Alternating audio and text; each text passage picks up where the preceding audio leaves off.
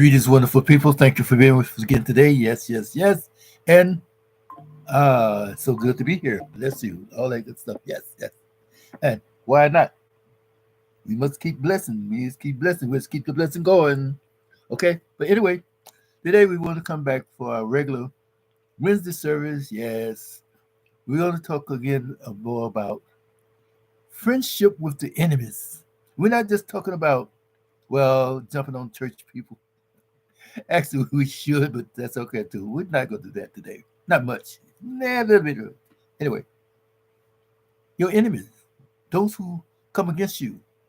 Because see, your enemies come to want to come against your body, come against your mind, your spirit, your emotions, and all this stuff. That means you no harm. It means you no good. I mean, they always mean you harm. They come to kill, steal, and destroy only. Only. Because when you start to being friends with your enemy, it's like the enemy will take advantage of you.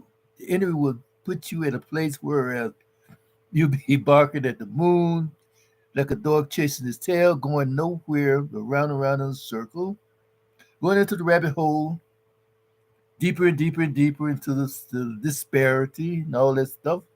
So this is why we always say that you can't not be friendly with your enemies. Yes, you're supposed to have compassion for your enemy if your enemy's down and out and they're hungry, they're starving to death, they need some water.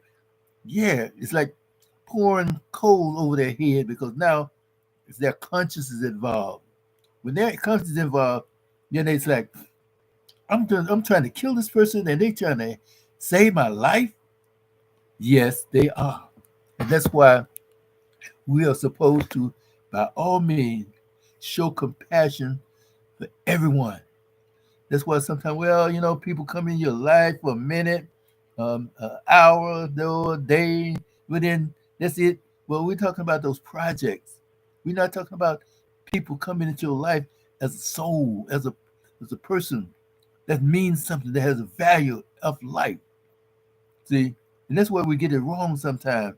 But then that they're not our enemies. It's what that situation that they're involved with is the enemy. Ah, the flesh. Oh my goodness, the flesh, always coming doing things, right? Coming against us. Then the flesh will kill you. And that's why we say that get involved too much with the enemy because of those situations that come about, come to kill you, steal you, did different things evolved about you and around you and upset your emotions, upset your relationship, upset your family life, take all your money, leave you broken, disgusted, and busted. That's your enemies. Because the enemy is not here to help you. The enemy will rub you on the back, pat your head, give you a token or something, and like wish you. They say they wish you well, but they don't really. Because see, the enemy will come and disguise itself as an angel of light. And you're thinking that everything's all right because now I feel a little bit better and I have a little smile on my face, but yet and still watch out the backstabber, the name calls, uh, the one that set up traps for you. That's who your enemy will be, because see the good people and the goodness won't do that. So anyway, getting back to our other situation about how the leaders, especially our religious leaders and spiritual leaders, that's supposed to be on our side, they're supposed to be guiding us and giving us strength and how you say, building us up, edifying us, which is to build us up, strengthen us. But what are they doing? Compromising. They're taking part of situation, and that's why in our first episode, our first thing, we talked about how people like joining in with what the enemy's doing, the world doing, which is our enemy, right? Do not take part in the unfruitful work of darkness, but instead expose it. And then another place it says that friendship with the world is enemy, intimacy, enemy with God. It's a separation from God. All right. So now, if you're a friend with the world, then which is also our enemy because we are in the world but not of the world. And that's why we have to really get this squared away as to where are we and what we're about and what we are doing. What we're doing. We can't be, how you say, in the world and then trying to be like, can't do a part of the world because it's two separate situations. That's why we tell her, do not be unequally yoked with the outsiders, with those people who are demonic, those people who mean us no harm, no good. But when the people mean you no good, they might say, "Oh well, I care about you. I'm loving you. I care this and that other. I have compassion for you. This and that other. You know what I mean? Because I love you so much. I can't live without you." But yet, still, there's a setup.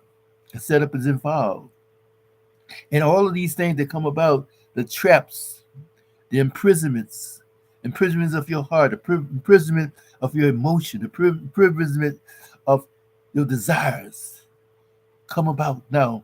It's like you feel entrapped. That's why so many times when people do something wrong, they say, well, I felt lonely. I felt alone. I felt like no one was there. I felt like my husband didn't give me any attention.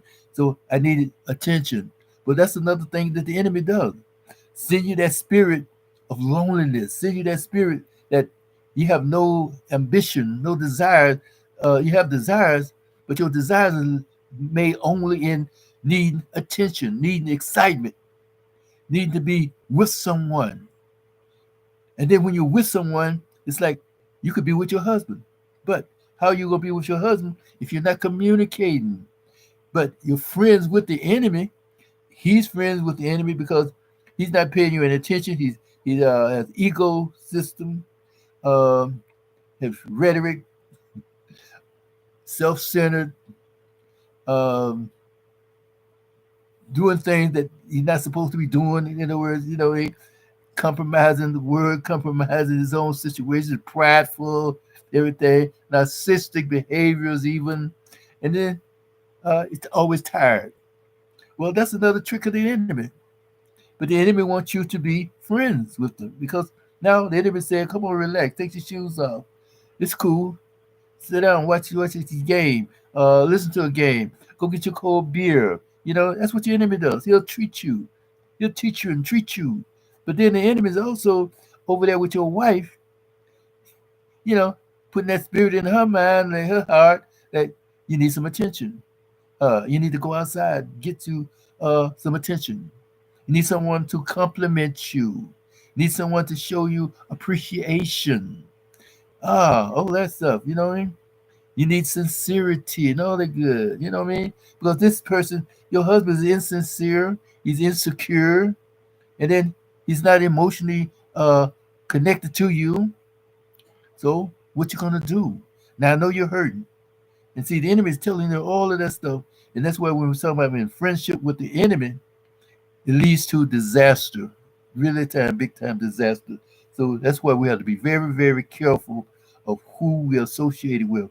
Because one time, like I said in the first part, we were told that if you care, have fun, not even just say fun, pleasure, even, just friendship, friendly with things of the world, then you are not supposed to be friendly with the world, doing the things that the world doing. You're supposed to be separated. Separate yourself from the things of the world. But how can you do that? By cleansing yourself, detoxing yourself, meditation, prayer, uh, using affirmations. Do these things so that you won't be all up in the enemy's face and he and ha ha. Because when the enemy starts to showing that pleasure, showing that kindness, showing that good, that joy, and then you still acting like it's okay, then you are a part of what the enemy is doing. Now you're taking on a part of the sinful life of the evil one, the enemy. And when you do that stuff, the enemy is there always to tell you to keep doing. It's going to be all right. Just a little bit longer. Another one more time. It's almost like that the song, One More Dance. You know what I mean? The next thing you know, well, one thing led to another. No, and then one thing led to another. You knew exactly what you were gonna do, and you fell into that trap, fell into that situation. You had no intention of doing what you did, but you did it anyway because you should have left early, or you should not even gone there. But then again, the evil one, the enemy, is like conniving you, leading you, guiding you, and then planning to uh to destroy you. That's what they do.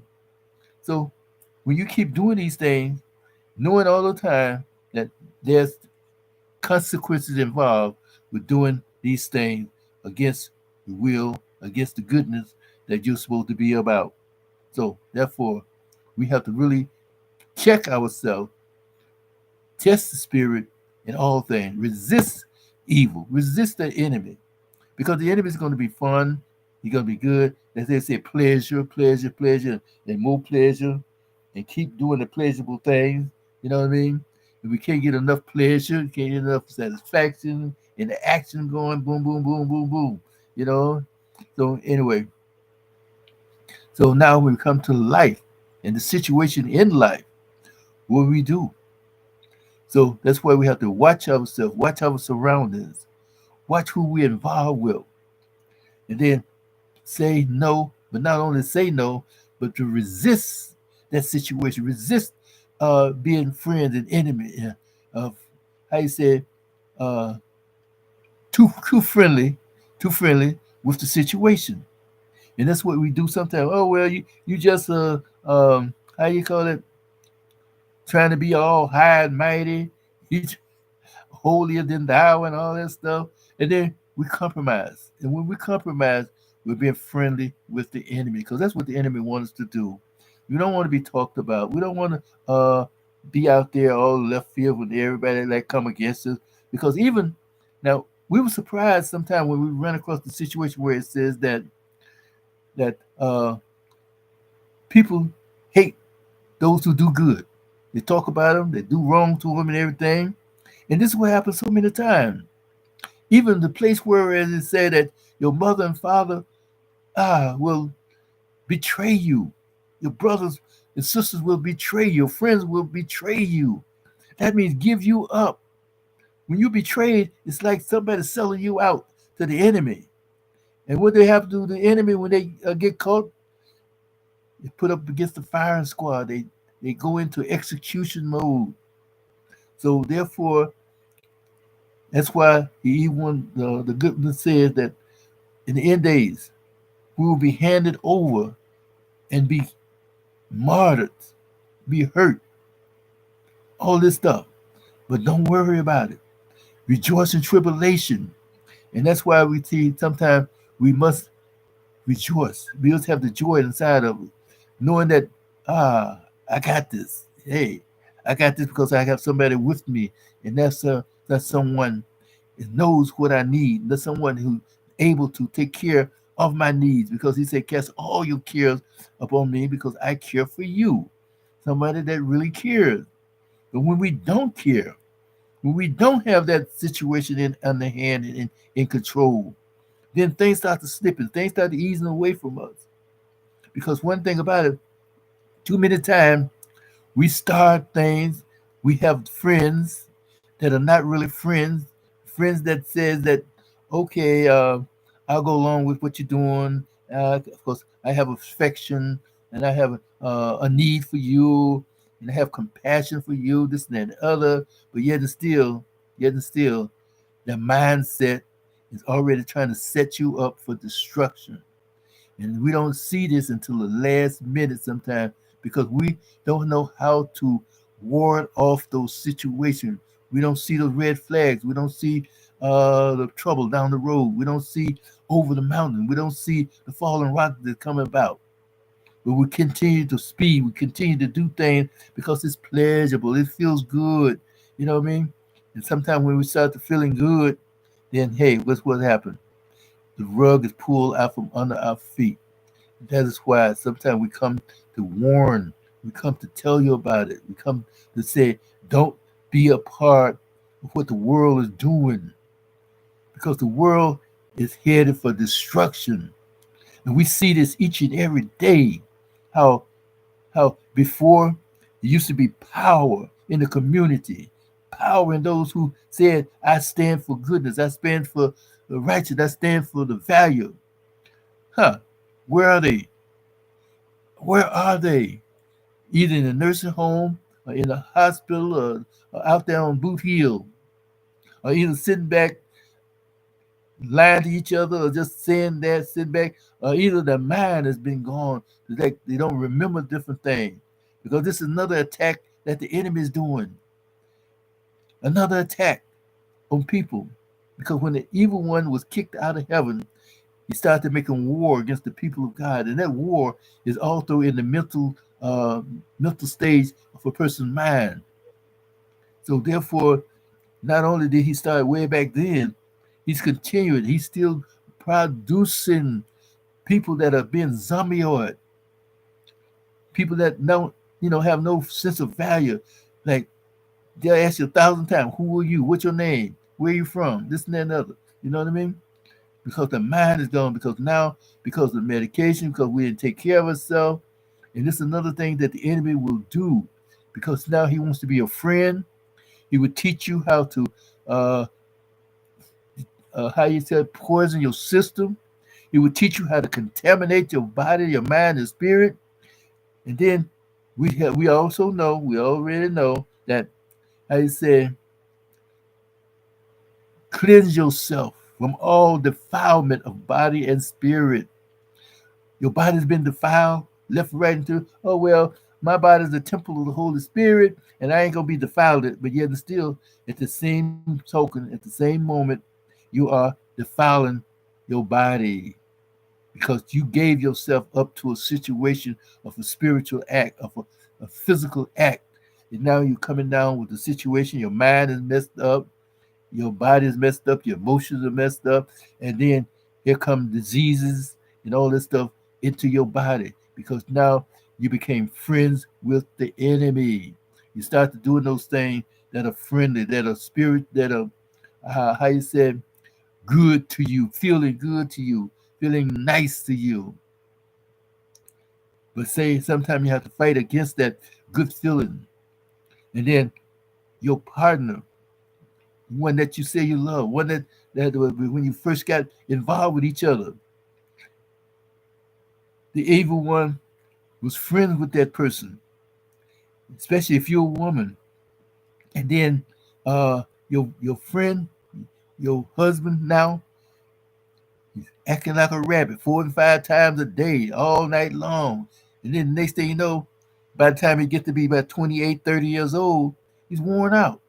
And they say, oh, well, a man can't wear it out. All he had to do is go get some more medication, get some more medication, go get some herbs, go get this, go get that. But it's almost too late now because you're wearing your body down. The system cannot uphold itself. It's like a car. You got to keep that car oiled. You got to keep it checked. You can't be raising the motor all day and all night, flying like you're going crazy, going up the hills, up the mountains and all this stuff, pulling heavy loads. You got to take it easy on the machine, the mechanics of what you're doing, your mindset. And then when you get to be 80 or 90 years old, hey, then you can dream, you can remember, you can relax now, a little easy. But yet and still, you keep this consciousness all in a good place. So that's why we come today, just to remind you, to help you, to keep you in a standard of excellence. So don't compromise what has been set to be of value. Don't dishonor the value. Don't hold yourself in a place where you're so much better than anybody else. Too many times we are like we want to be like others. We're being conceited. Yeah. Oh, the grass is always green on the other side. Yeah, but then getting close to the grass, it's not green anymore. It's now artificial turf. Like, whoa, wait a minute, where the grass? There it is. Though it's not grass, it's artificial stuff. It doesn't live. There's no life into it. And that's we have to have life into ourselves every day. That's why we have to keep growing and keep going. And when we do that, it's going to be all right. Yes.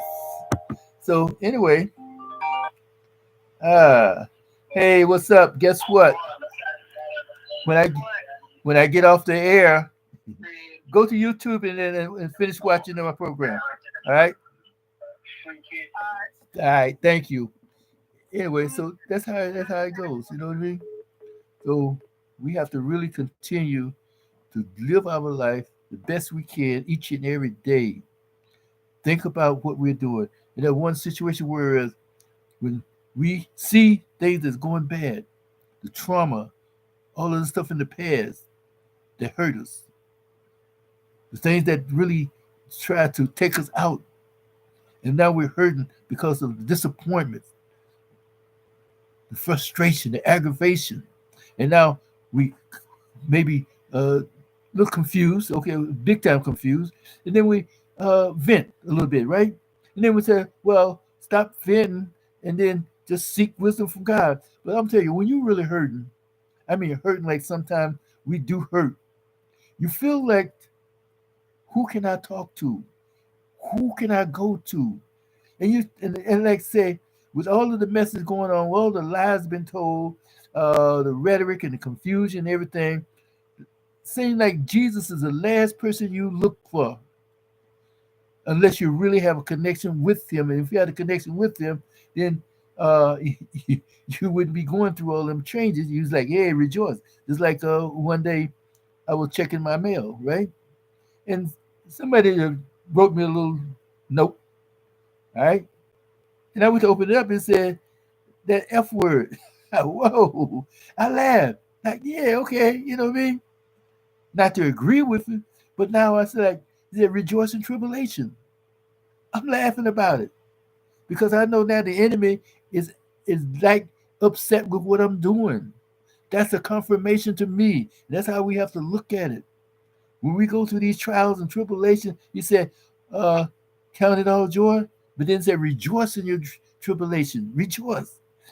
That means that when things start to happen, people start talking about you, people start to throwing you under the bus, people lying on you, all that stuff. Hey, rejoice. Take it easy. You're going to be all right. Now your faith is getting stronger. Yeah. When your faith gets stronger, then hey, you got the, you know how I say, you got the way. Now you walk in the light, walk in the way. So that's what we have to do. We don't let that enemy pat us on the back, rub our head, stroke us our ego, and rub our bellies, and and like calm us down. No, no, no, no. We calm ourselves down. We get calm down because he told us a lot of things that we can do for our own self. And then we talk about, well, wash me and do this now. He said, no, you wash yourself. I provide the water for you. You bring the soap and your towel, and you scrub your own self. Cleanse yourself from all defilement of body and spirit. And then another place he says that uh, the truth, been, how you said, been cleansed with the truth for sincere love of the brethren. So therefore, the truth is going to make you free. The truth is there for you. So don't get upset when you have a little problem, little issues, something like that. People start coming at you. Things don't work right. You let somebody have your last dollar and you need a dime. You could have used that dime for something. No, don't worry about it. Worry for nothing. Say, all right, hey, it happened. You know what I mean? So things gonna happen each and every day. But when you start to being friend with the devil, friends with the evil one, friends with your enemies, even you give up your stuff. You give up. I said not just for food and water, that kind of stuff, but you give your resources to them, and what they do, lay back, rest up, build up, and they come back and destroy you or try to destroy you anyway. But that's why you got to watch them. Watch. Don't let how your left hand know what your right hand is doing. And that's another thing that we do too often and too many times. So we just want to bring it to you and let you know that whatever you do, don't put that enemy in your pocket. Well, I want to keep my enemy close to me. Da da da da. Stop listening to that lie, because the enemy is one that told you that lie. Stop, how you say, being comfortable with the enemy. Always be able to watch them. Always be able to make a move to defend yourself, and you defend yourself because the weapons of warfare are not carnal but mighty in destroying or pulling down his strongholds. Because that's what he's doing. He's going to come back at you and fire you and to destroy you. So therefore, wonderful people, think about these things the next time and each and every day that you come about. You run into a situation, you run into the dark situation or something like that, just sit still, do some affirmation, do some soul searching, look at the thing, then pray constantly. Use those things that are scripturally based, and you'll guess what? You'll come through it. Resist the evil one, and he will flee from you. And do not take a part of the unfruitful work of the darkness, but instead just expose it, like we talked about in the first part. Expose it. We don't expose things. And another thing too, we see too many leaders being a part of the evil that's going on in this world. We don't just sit and talk about it, but pray about it, speak on it, say something, let it be known. We have the platform, we have social media, anything. Talk about it. How Pastor so and so out there uh, turking and stuff like that, out there lying, out there making babies in the congregation. Talk about it. And then the deacons are patting them on the back. Oh, go, pastor, go, bro, go, brother, pastor. No, he's fornicating. He's committing adultery. He's married already. And got women in the church fighting over him or over her. However, you know what I mean? And all these things that's been happening day by day by day, and yet and still, we still say, well, Jesus is Lord. Yeah, he is Lord. But is he Lord for you? Is he Lord in your life? Or is he just there to be a part of a situation? Or is he just there to say that, well, what you want to do? You know how it goes. And thank you guys for joining us, because blessing and all that good stuff. But you know how it is, like we have uh friends, we have true friends, genuine friends, and then sometimes those friends are not really friends, because just like what we said before, how the evil one can disguise itself, and his servants disguises their self as servants of righteousness. So that's why we have to watch each and every person. You can't let we say, well, not trust. Trust is important. Trust is important. But don't ever put yourself in a position whereas you trust somebody with your very, very, very life, even every life, without even thinking about a way of escape, a way of getting busy, getting situations squared away. You know what I mean? So they say, well, I trust this person so bad, and they cheated on me. And so what? What you should do now, if a person cheat on you, let them know, say, look here, you got to stand before the judgment seat of Lord Jesus Christ, just like me and everybody else. And I'm not going down there because you messed up. Now, you can repent just like everybody else supposed to do. And without going fussing and fighting and crying and getting ready to commit suicide because they messed up, they do this, doing that. But when you trust somebody and you have that relationship with them, and you say, hey, I broke down on the road, uh, is it all right? Can you come and get me? And you have a car at the house, whatever, they have a car, they'll get up and come and get you. That is the trust that you really need. That's the trust that you look for, because now you depend on the one person that really can able to put a spirit in that person's heart to get them to come and get you. Now you have a relationship. Now the two has become one. When the two become one, it's going to be all right, and it's going to keep on being all right. So, therefore, wonderful people, think about these things before we go off the deep end and hurt each other deep in, throw each other under the bus, throw each other to the other darkness and all that stuff. And then when we go to that place called the church, so to speak, don't get upset. But see what happened. We don't really understand and know that how we tell that uh, bad company ruins good morals. So we go out there hanging out with the bad people, doing what they do, even if you don't do what they do. If you agreeing with it, if you have that good feeling about it, like a pleasure, like you sitting back and patting your feet to that type of music or whatever it is, and you know that music is bad for you. You ain't supposed to be there. They out there doing what they got to do and everything. Or you watching those movies that we ain't supposed to be watching, and you patting your feet and you grip. You don't have to be doing it yourself. But guess what? You have taken on the other person's sin. That's it. So that's why we said one time about how some of these leaders getting involved with people out there in the world in different situations, different realms of communication and things like that, and their little parties, their little events and things, and you doing that thing they doing, or you just there, and if you grinning and skinning and winking your eye, you just as guilty as they are while they doing it. I'm sorry, that's what the word say. So that's why the Lord always say, look at the heart. Look at the heart of people. And when they get their act together and they come like, ooh, wow, what did I just do? And then they say, I'm sorry. And they go before the throne and they say, I'm sorry.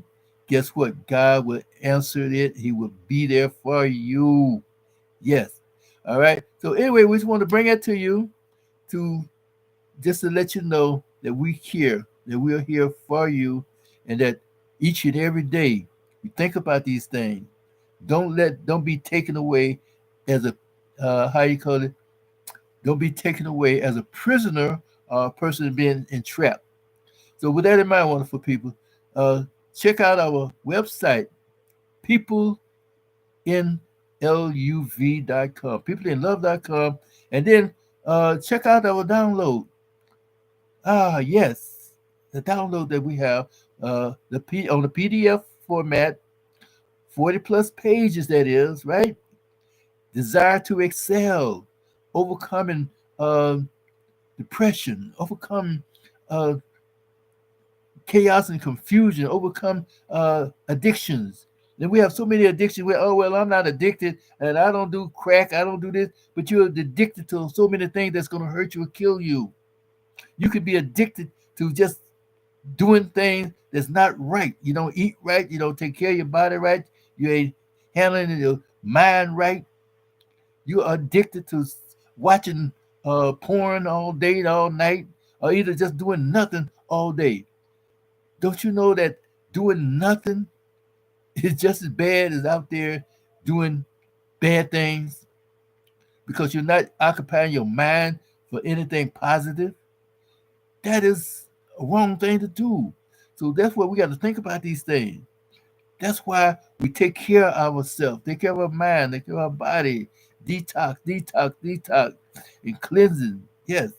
All right. So with that in mind, thank you. And like I said, download the PDF, Desire to Excel, Overcome Depression, Overcome Addiction, Overcome Cheating, Overcome insecurities. Oh yeah, we're so insecure that too many times our strong grown men are not strong or grown or not have wisdom to be a leader or not even to be there ahead of a household or a situation or community or anything else.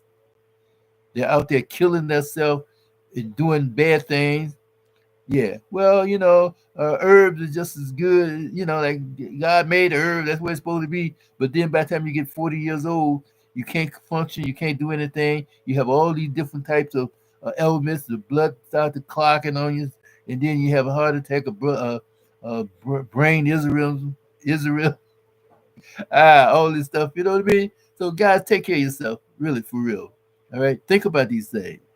Love on love. Be loving for real for love, okay? And let love lead and guide you.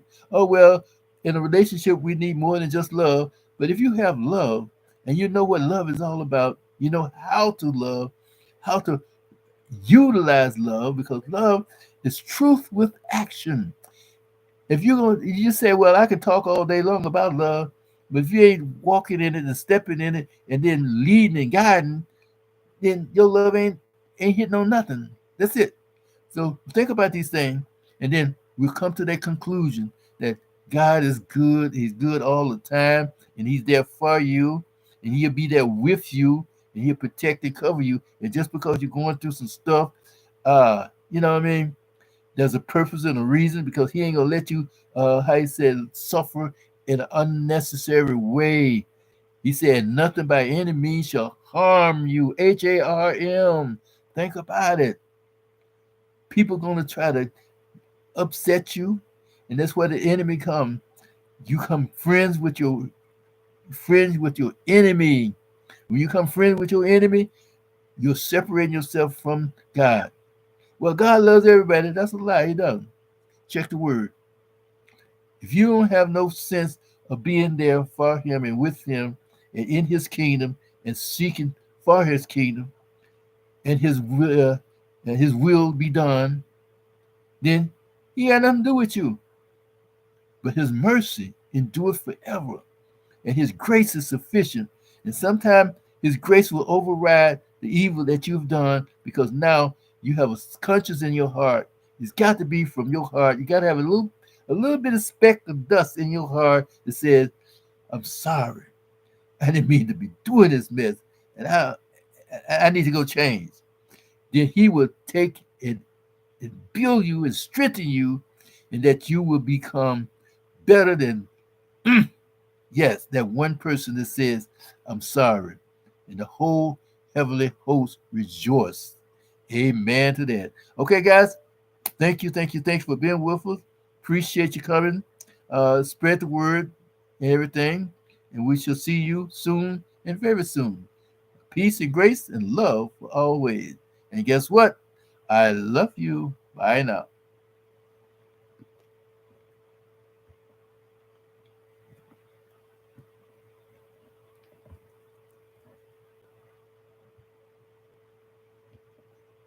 Ah, thanks for joining. Thanks for joining. Beautiful. Okay now.